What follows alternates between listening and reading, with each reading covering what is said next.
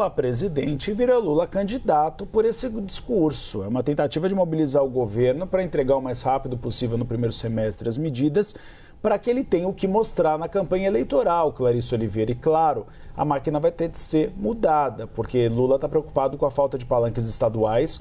Já elencou, por exemplo, Simone Tebet e Fernando Haddad para fazerem palanque. Ainda há uma dúvida sobre o cenário no Ceará, porque Ciro Gomes está passando bastante o Emano de Freitas. Há uma dúvida se realmente o Camilo Santana pode ser candidato. O Ministério da Educação negam peremptoriamente, mas isso está passando pela cabeça do PT também. Além de outros nomes, como Rui Costa, que pode ser candidato ao Senado na Bahia. Então ele vai perder esse pelotão de frente rapidamente, mas ele precisa entregar obras. Por isso que ele vai ter que fazer uma escolha de substitutos o mais rápido possível. E já tem ali um consenso muito grande, né, Uribe, dentro do governo do presidente Lula, que não é simplesmente para os candidatos com potencial de eleição deixarem o governo para concorrer. A ordem é todo mundo que tem capacidade de puxar votos, de contribuir, de certa forma, com um palanque forte para o presidente Lula, tenha esta pessoa ou não potencial de fato se eleger, devem deixar os seus cargos para assumirem ali posições estratégicas nas campanhas regionais, ou mesmo como uma espécie de apoio da campanha presidencial, Uribe.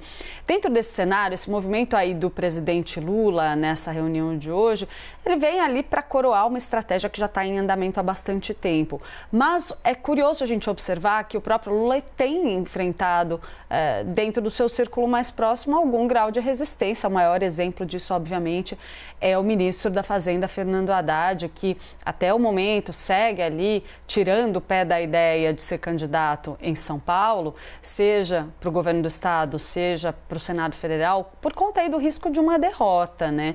A gente tem falado sobre isso exaustivamente aqui, mas como a gente previu, olha, lá atrás, a gente já estava falando disso há muito tempo, Fernando Haddad já confirmou, vai mesmo deixar o cargo de ministro da Fazenda e fica ali como uma espécie de alternativa para o presidente Lula, inclusive para qualquer tipo de imprevisto que possa aparecer, tendo como pano de fundo, sim, a sucessão presidencial, a ideia de se construir como o nome que vai suceder Lula para além de 2026, lá para 2030.